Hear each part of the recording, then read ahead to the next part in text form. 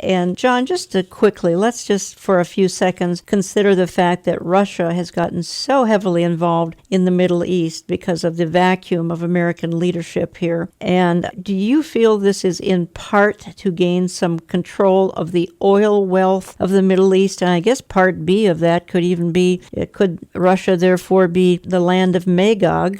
And that's the power to the uttermost north of Israel, going to invade, Ezekiel 38:39. It would seem that she is flexing her muscles. Jan, I believe you're correct. I mean, if we look at what's happened recently, Russia has seen the weakness in the United States and its response to threats, foreign and domestic, of late. And really what they've done is they've swept in to kind of fill the vacuum that was left when the United States pulled troops out of Iraq and many parts of Afghanistan. Russia's been an ally to Syria for a long, long time. And to me, what we're seeing now is a chance for Russia to really, as you said, flex their political muscle and to gain influence in the policies and politics of the Middle East. A benefit of that is the fact they gain access to the resources that are there, primarily oil. The United States, if we look back historically, what I would say probably significant influence in parts of the region, that with the Saudis, with the Kuwaitis, to some extent with Turkey and Jordan. But as we've seen Russia expand into Syria and their new kinship, alignment, friendship, whatever you want to call it, with Iran, only add to global tensions, but it also solidifies Russia as a military superpower once again, and it allows them to gain favor with oil-rich nations that they can use to their own economic ends. Whether or not the Gog-Magog scenario is about to play out, we don't know. We don't know the timing of that, but it is interesting that some of the nations that are cited in Ezekiel 38:39, you've got Turkey, you've got Iran, you've got Russia, and some others, Libya, and others are so prominently in the news. John, I want to play a quick clip here, and just talking about the potential economic turndown in 2016, and get your comment on it, please. New York Times bestseller Tom Hartman warns 2016 could make the Great Depression look like child's play. His new book is The Crash of 2016, The Plot to Destroy America and What We Can Do to Stop It. Tom, thanks so much for joining us. How do you see us getting to this breaking point where we actually have sort of a calamitous crisis? We've been here before. We saw the exact same thing happen in the 1920s. We saw the exact same thing happen in the 1850s. We saw something very, very similar happen in the late 1760s and early 1770s.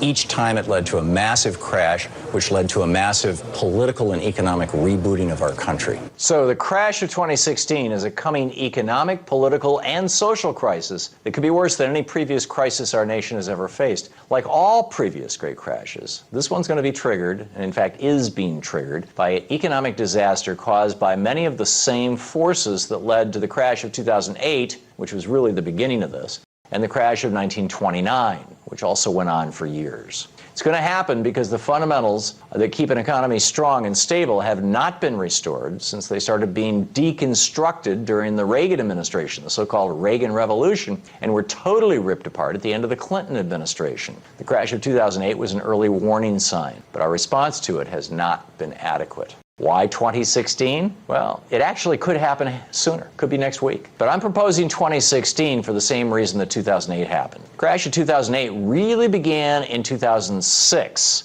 That summer, when housing starts dropped 34%, began to really seriously unravel. It probably should have happened in 2007, but the Bush administration saw it coming, and they threw everything they had into keeping it from happening before the November 2008 elections so that Bush wouldn't take the blame for it. They were unsuccessful, but not for lack of trying. The crash happened a half year before the elections and helped determine their outcome. There's every reason to believe that the Obama administration is doing the same thing right now, and will get even more aggressive about trying to hold things together with baling wire and bubblegum all the way up until November of 2016. Okay, that was author and economist Tom Hartman. Would you agree with anything that was stated there? Jan, I would say that as we look at the trends that are out there and we look at a number of the metrics that we measure to determine the health or the lack of health of an economy, there are some significant signs as we look at several different trends that show that there's the potential for a slowing global economy. Now, that's personally concerning to me on a number of eras. But if we go back and we look at from the 1980s forward,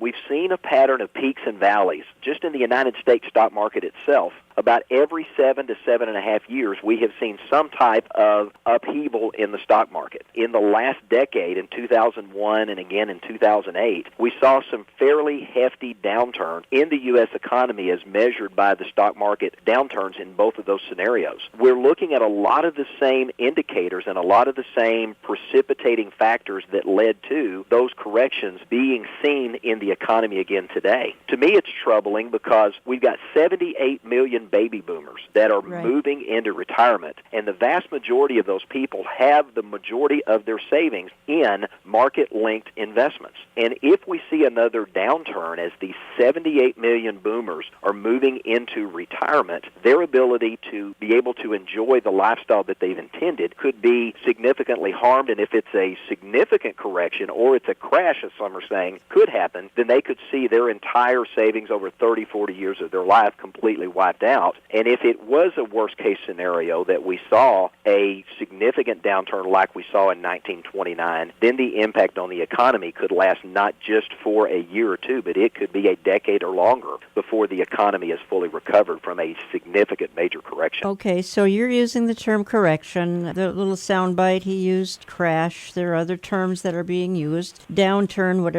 whatever adjective you want to throw in there. So you're saying that possibly that could happen. How does, again, and I asked you this a little bit earlier in a sort of another direction, but how would you then suggest people prepare themselves for something like that? May not happen, but then on the other hand, it could. Are you thinking gold and silver or what? If we look historically back, what we have seen, precious metals tend to be a protector of wealth in times of market downturn. We saw those in the 1929 crash that had precious metals in their possession be able to use those precious metals as a means for trading. We saw other people that didn't have that at their disposal and didn't own precious metals. They were able to barter and engage in barter society. Mm-hmm. We saw, the ability of many, many people to lose their livelihood. It became a significant struggle just to survive for many, many people. If we see a worst-case scenario happens, all of the planning in the world, in my opinion, goes out the window, and it almost becomes a survival mentality when we're out there in that respect at all. For those that may have some precious metals that they can trade, that may enable them to do some things, and it's something they may want to talk to their financial advisor about, having a portion of their portfolio in precious metals. But to me, the biggest thing is being able to feed your family, being able to protect your family, and to provide for your family in those times of crisis. In terms of making financial preparations, if it's a worst-case scenario and the dollar collapses and the other currencies of the world collapse, money has no value. And as a result of that, how do you survive? It's either going to be through some type of barter and exchange system, or you learn to live off the land and provide for yourself and those around you in kind of a communal type setting. That is